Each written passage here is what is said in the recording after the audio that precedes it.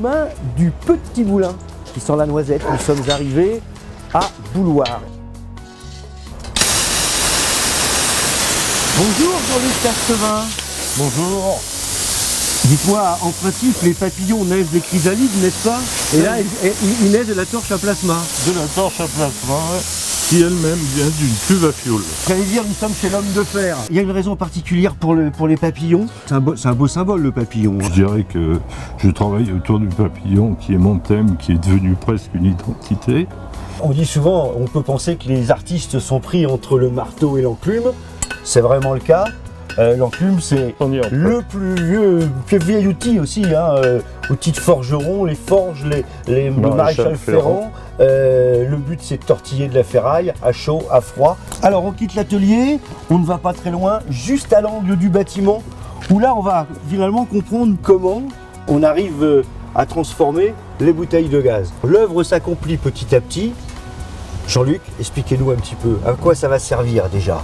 La décoration, bon, on met un point lumineux en fonction si on met intérieur, extérieur, ça peut être un spot, un LED, et donc ça fait l'effet photophore et un peu à la Batman, une espèce d'envol. Finalement, c'est vrai qu'on peut mettre ça sur un jardin, dans un massif, oui. Et on peut éclairer par l'intérieur. Les totems, comme celui-ci, derrière moi, ne sont pas tous peints de pigments de terre indienne. Jean-Luc, expliquez-nous ce que vous avez voulu interpréter. Le respect de son corps, déjà. Fais du bien à ton corps pour que ton âme ait envie d'y rester. Des cerclages de roues. Donc là, l'œuvre est un peu plus monumentale, on va dire. Oui. Elle représente quoi? C'est l'alliance d'elle et moi, toi et moi. L'amour. L'amour, le cœur, le travail de forge et les cerceaux qui peuvent représenter la tête et l'œil du regard. Et de la chrysalide naît le papillon, c'est un peu la naissance de l'être. Le papillon dans la symbolique représente l'âme. Tout à fait, c'est l'accouchement, c'est mon regard sur sa balançoire. Et là vous l'avez appelé mon regard. Oui, mon regard. Alors nous quittons le jardin des papillons pour aller devant la maison des petits cochons. Des petits cochons, là 3 petits cochons, donc. Toujours avec des bouteilles de gaz. Toujours avec des bouteilles de gaz, de dimensions différentes, avec des montages. Les papillons blancs, on dit en général que c'est signe de chaleur. Oui. Dans certaines régions, en fin d'après-midi, les papillons jaunes sont plutôt signe de pluie. D'accord. Mais ce qu'il faut savoir aussi, c'est que dans d'autres régions, il y a un symbole qui est de lier le papillon avec le chrysanthème. Et c'est le symbole de l'automne. Alors nous allons quitter, si j'ose dire, l'univers des petits cochons et des papillons pour aller vers des sculptures, vers des œuvres un peu différentes. Par exemple, l'histoire de cette pièce. Ça, c'est de la récupération. Donc, ce sont des cerclages pour les traverses de chemin de fer.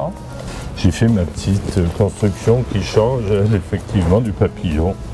Allons découvrir les autres œuvres parsemées dans le jardin et sur la terrasse en bas. Ce que je trouve intéressant dans les œuvres, comme ça à l'extérieur, c'est qu'elles prennent la patine, j'allais dire, et l'oxydation naturelle du jour. Et ça donne évidemment un cachet particulier à chaque pièce. Le banc des amoureux. Oui. Presque, c'est fait pour le jardin public. Le banc public. Alors là, ce qu'il y a de bien, c'est qu'il y a toute votre inspiration. On voit qu'on part de pièces différentes, un peu hétéroclites, le chauffe-eau, le fauteuil de tracteur. Encore une bouteille de gaz. Et puis, on voit les anciens outils de la ferme et qui représentent un crocodile. On peut appeler ça comme ça. On peut appeler ça comme ça. On peut. Après, bon, il est maintenant vers la liberté. Et là, on revient au papillon, qui est le premier. J'ai eu la chance d'avoir un prix public sur cette pièce. Alors il est toujours intéressant et ça me fait toujours plaisir d'être invité à rentrer là où habite l'artiste parce que on découvre finalement les pièces qu'il affectionne particulièrement. Chez vous, Jean-Luc, je me suis permis d'observer quelques machines à coudre que vous avez, vieilles machines à coudre, oui, très que vieille, vous avez transformées. Vous avez l'art et la manière de faire revivre les objets anciens.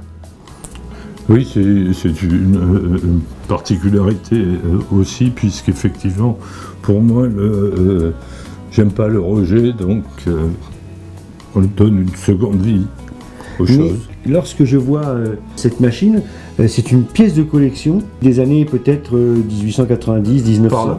Oui. Hein, et les collectionneurs doivent crier au scandale en voyant la transformation que vous effectuez sur les pièces. Tout à fait. Jean-Luc, ce fut un véritable plaisir que de visiter votre maison, votre jardin et découvrir votre passion, votre art. Nous sommes arrivés au terme de cette visite. Merci de nous avoir accueillis ce matin et c'est avec plaisir que je reviendrai regarder vos nouvelles œuvres. Merci de votre visite.